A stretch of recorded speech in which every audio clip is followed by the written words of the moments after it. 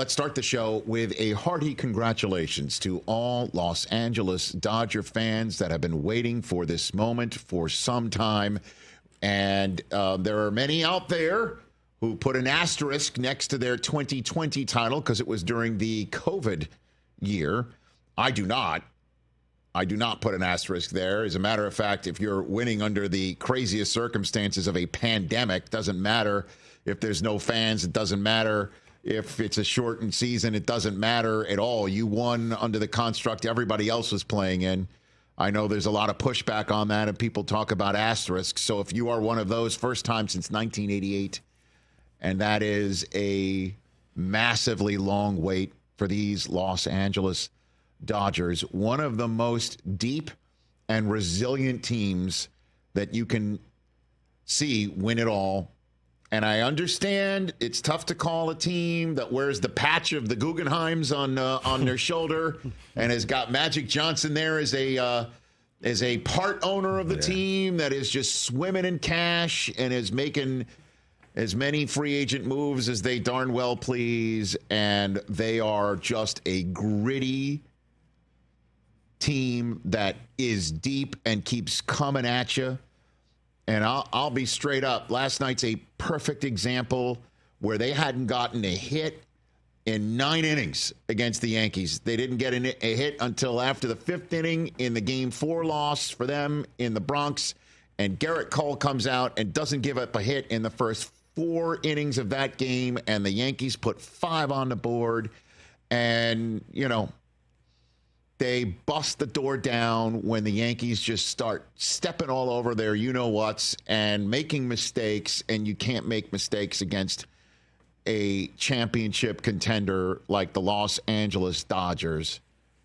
And, man, you got to smash cut back to almost a year ago in December when they shocked the world by getting Shohei Ohtani. Not shocking them by getting Shohei, but the manner in which they got Shohei Ohtani to basically say, to avoid any luxury tax implications, he's just gonna defer a gajillion dollars till he's retired and basically cost the Dodgers on their current salary structure, basically what a middle infielder who's a jack of all trades, one of those utility guys might cost you.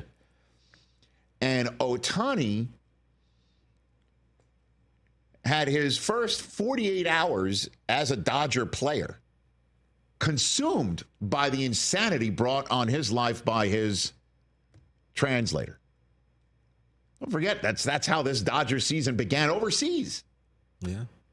With everybody wondering if Ohtani was a cheater and how's this going to work with this team. And we all found out his translator's going to prison. And Ohtani was still Shohei Ohtani that we thought he was. And then he goes and steals 50 bases and hits 50 home runs in the regular season. For a Dodger team that rode a lot of his arm and his bat and his legs, didn't need his arm yet. That's get to that in a second. And in this World Series, he goes 2 for 19. And I'll be honest with you, man, you take a look at this team, and it reminds me a little bit about last year's Kansas City Chiefs in the fact that by the end of the day, as they're going to have their parade, you sit back and wonder, man, this is the time when they could have got. You might have missed your shot of getting them right now, because with next year's team, Tyler Glasnow is going to be back in the starting rotation, and Shohei Ohtani is going to be in the starting rotation. And they might not need a bullpen game to get through, by the way.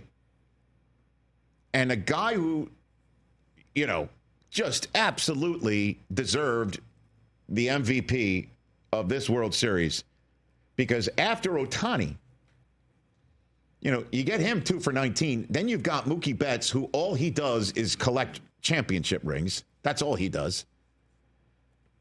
And then after him, you got, I got to be honest, you got to call it when you see it. By the end of the day, maybe, because you got to figure the Dodgers are going to play some more World Series soon. One of the clutchest hitters in the history of the World Series, in Freddie Freeman. Guy had 12 RBIs.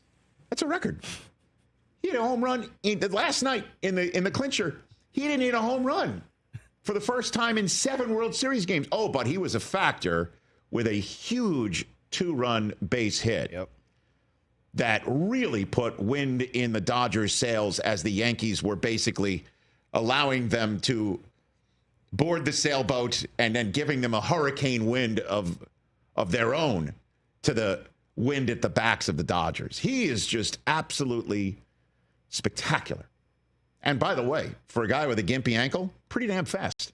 Right. Beating out double play ground balls, going from first to third, legging out triples. Stole a base. I mean, come on. Yeah. He's unbelievable. He's on a Cooperstown path for sure.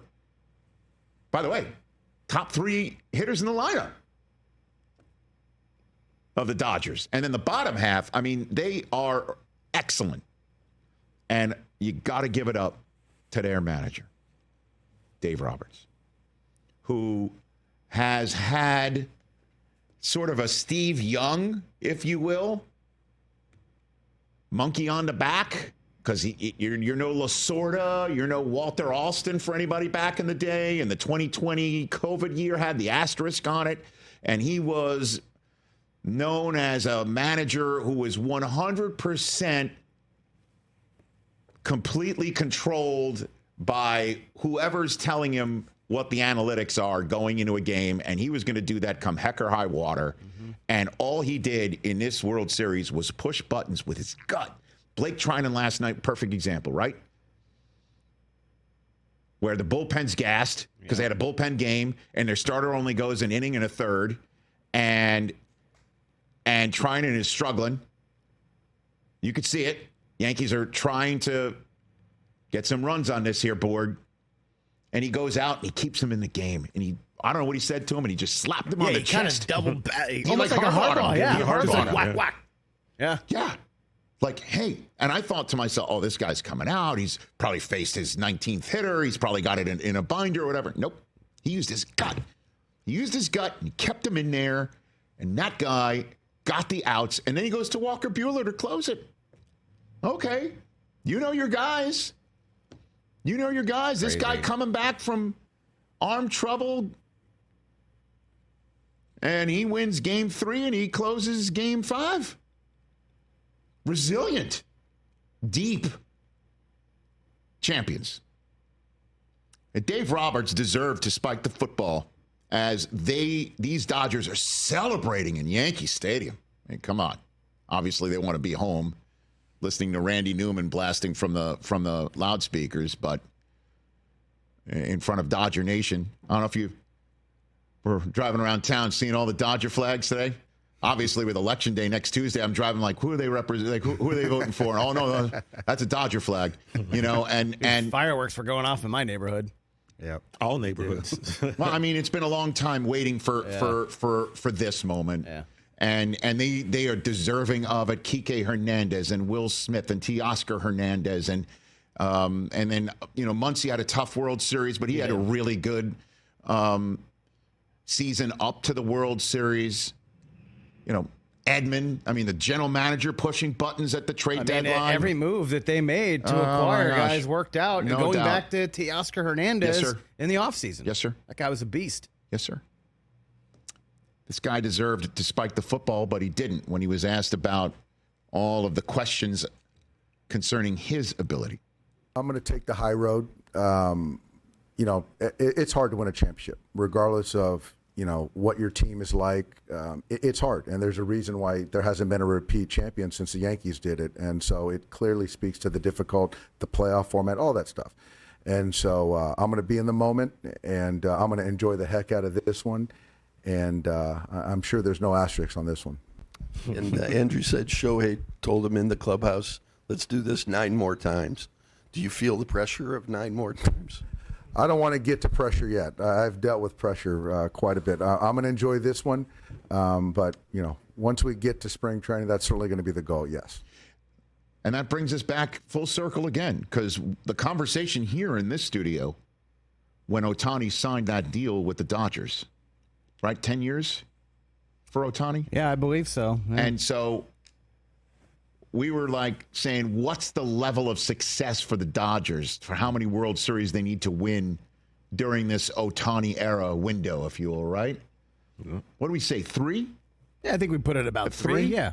You win 30% of the time. I mean, that's pretty good. Well, that puts you in the Hall of Fame if you win 30% of your at-bats, right? Yeah. But I also feel like this year, didn't we say like a World Series or bust for the Dodgers? Like this had to be. Totally. Of course. They had to win this year. Right, because we just didn't know when Ohtani arrived where he would bat. Like we just didn't know where Dave Roberts and the staff would place him. And he wound up hitting leadoff. Crazy. You know, Betts missed some time. He was batting leadoff to start the season, if I'm not mistaken. I think so. So wound up going Ohtani, Betts, Freeman. How does that sound? And we said 3, correct? That was the number? I think that's what we put it at. Well, that's 1. 1 for 1. And Glasnow's back next year, and Ohtani's going to be playing. May's going to be back. May and Gavin Stone, right? Yep. Dude. Right? Loaded. I mean, and Bueller. He's back. Bueller. He's back. Look out. Yeah, they're going to be a problem for a while. Look out. And congratulations. I know so many Dodger fans in this town, and I offer my hearty congratulations to them. The whole town, Rich. I know we had a conversation a few years ago whether L.A. was a Dodger town or a Laker town. I said a Dodger town then, and I still feel that way. I don't know. Really? I think it's a Laker town, right? So. I think so too, but I'm also not from What, Laker town? Yeah, Laker town. Well, by the way, it could be neck and neck, and we're going to see a lot of those car flags flying here in for the Los Angeles Dodgers. And I know they also feel like there's Fernando with a guiding hand with Vin Scully up there too. I mean, it was an unbelievable season, a resilient season. I mean, that first month of the season when everyone's wondering what's up with Ohtani, that's how it started. And Dave Roberts, he just guided the whole thing. Very impressive, soup to nuts. Yeah, and the parade is tomorrow here in LA, and and tomorrow is Fernando's birthday. Come on, dude. So there you have it. Yeah, all kind of lined up. Outstanding. Congratulations to Dodger fans. Catch the Rich Eisen Show every single day on the Roku Channel, 12 to 3 Eastern, for free.